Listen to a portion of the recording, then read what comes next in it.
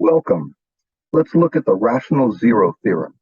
What this says is that for any of the zeros, of which there are 3 of them, for a polynomial, at least one of the real zeros will come from using the constant, which we call p, and the coefficient of the first term, which we'll call q. Here's how we do it. We find the factors of p over the factors of q. E is 4 and q is 3. The factors of 4 are 1 and -1, 2, -2, 4, and -4. Because you can have a -4 times a -1 to make the +4. Thus, we must include the negatives as well as the positive. And for 3, it's 1, -1, 3, and -3. It's perfectly fine to write that in, as if it's plus and minus. So if I did plus or minus 1, plus or minus 2, plus or minus 4, over plus or minus 1, plus or minus, put an extra line in there, plus or minus 3, that would have been perfectly acceptable as well. In this case, I did this just to illustrate some things. And what those things are is that the actual factors of that are going to be 1 over 1. And we have -1 over 1. Okay. But we also have 1 over -1, which is the same as this -1. So we have 2 over 1 and 2 over -1. So in this case, I'm going to do it as if it were with the negatives here. And then 4 and -4. And then we go with the 3s. 1/3, -1/3, 2/3, -2/3, 4/3, and -4/3. And at this point, you see, oh, it really would be easier to do this as if it were the plus or minuses.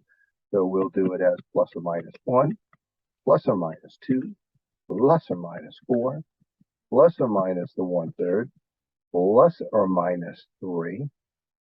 Oh, no, I'm actually losing track there. Plus or minus 2/3, plus or minus 4/3. 3, 4, 6. So there are actually 12 possible solutions here.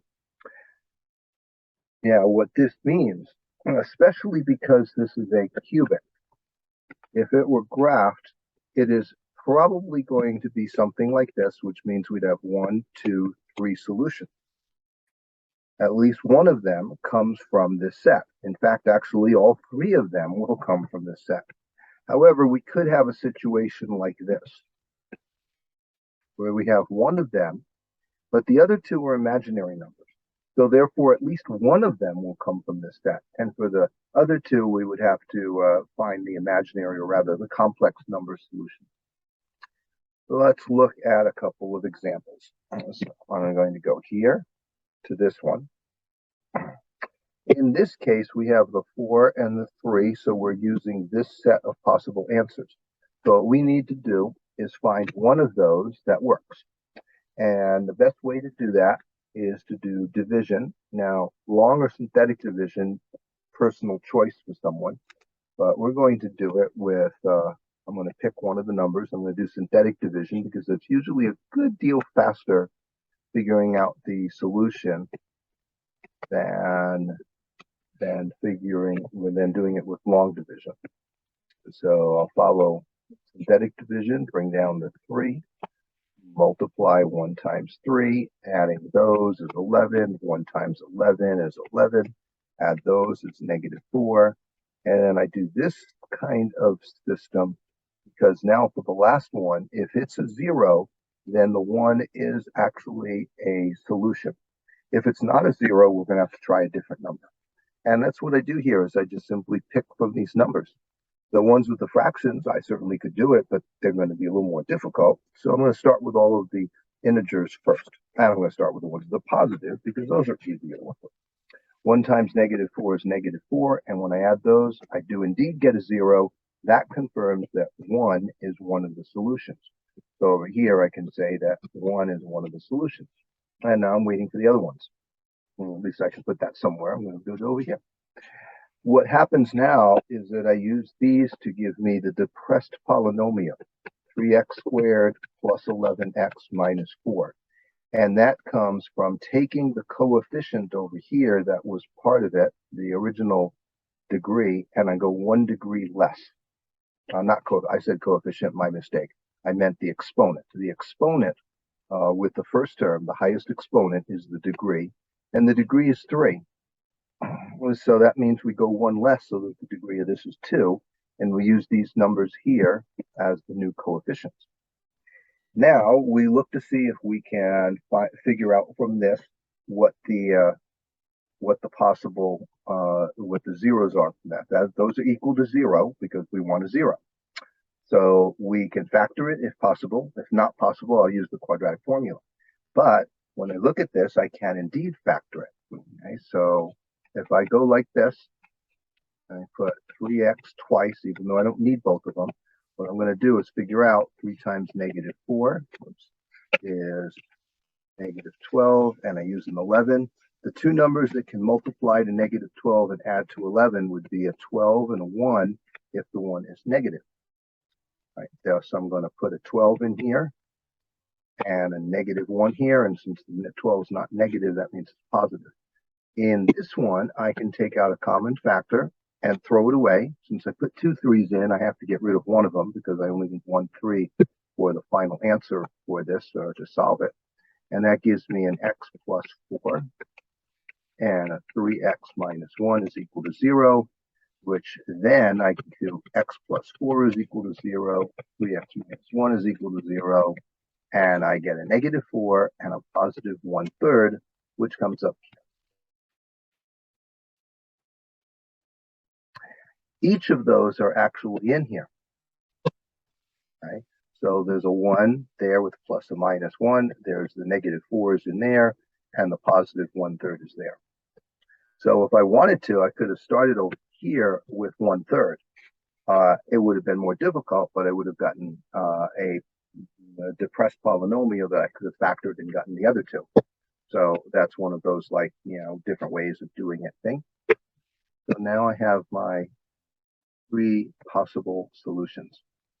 X is equal to those 3. Those are the 3 places where the graph of this polynomial crosses the x-axis. Let's do another one. List all the possible rational zeros here. So we have an 8 and we have a 1. That means it's 8 and 1. Okay, so possible factors of so that means plus or minus 1, plus or minus 2, plus or minus 4, plus or minus 8, all of that over plus or minus 1, which means that it's just simply 1, 2, 4, 8. So I will do plus or minus 1, plus or minus 2, plus or minus 4, and plus or minus 8. That's all I've done here. It says list all the possible. So all of the possible. I'm not looking for a solution yet. It doesn't say solve it. It doesn't say find out what the actual solutions are. It says find all the possible ones. And so what I do here is I'm finding all of the possible ones. And that means there are a total here of 8 of them. I have to account for each one of the 8 by putting it in brackets and writing them out. I didn't do that up here on the first one, so I'm going to come back to this here, and I'm going to put a nice box around it. And let's yellow it in. So that was the solution for the first one because it said all the possible. Now back down to here. So now we solve it. We found the possible zeros. Now we will solve this one. Okay, so let's start again with 1 because that's usually the easiest one to work with. and I have the coefficients of 1 and a negative 4, uh-oh, I have a problem. If I had to put the 8 here, I am now incorrect. That's because inside here, in between the exponent 3, the exponent 2, and this one doesn't have an exponent, we need to have the one where there's an exponent of 1. And the reason that we don't see that is because there's a 0 in front of it.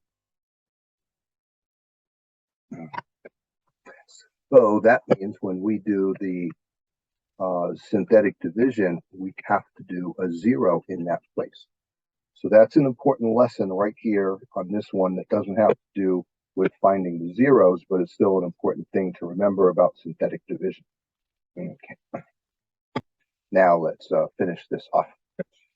Bring the 1 down, that gives me a 1. 1 times 1 is 1, add that, negative 3. 1, negative 3, add that, negative 3. Oh, we get a 5.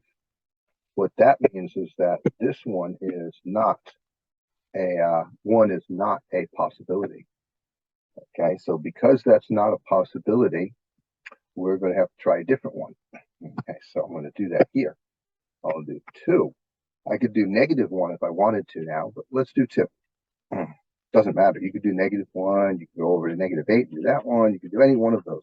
You have 8 possibilities. So I'm going to do this one now. So I'll bring a 1 down. 2 times 1 is 2. That's negative 2.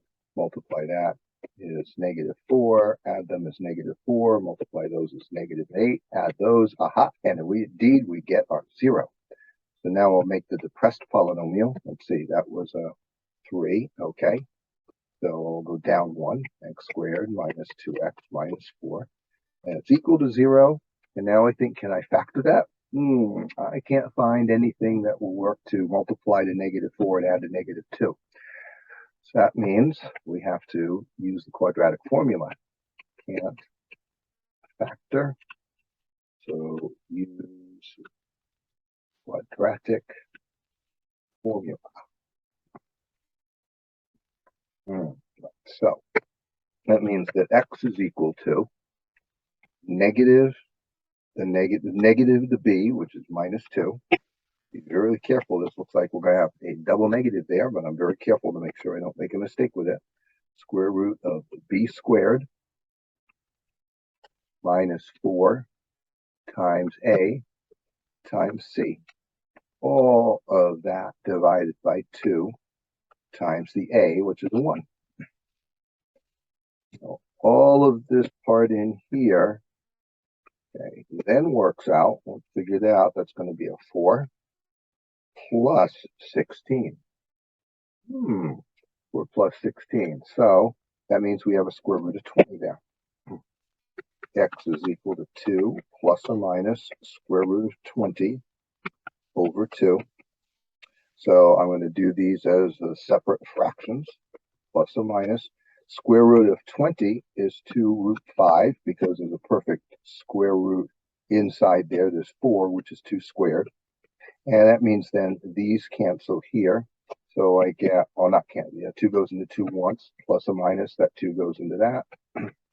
And so I have my 2 other answers. So that means my solution is this 2 and these other ones.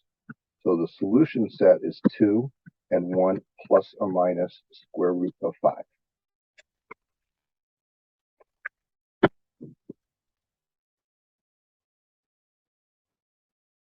So using the quadratic formula will sometimes give you an irrational number. Square root of 5 there's going to be a decimal that never ends and never repeats, but it's still a legitimate number. So back up here, I want to still re-emphasize, I'm going to write it out here, this part. I think I'll put it in red. Okay. So remember, must put 0 because of 0 x to the first. So what we really have is an x cubed minus 4x squared plus 0 x to the first. And I'm going to tell you something else that maybe you hadn't realized, that there's actually an x with the last one. So that if you notice here, So we're going from 3 to 2 to 1 to 0. We don't usually show the 1, and we don't show x to the 0 because that equals 1, and that's 1 times 8. So that's just a little thing to know. Especially helpful when you're doing synthetic division.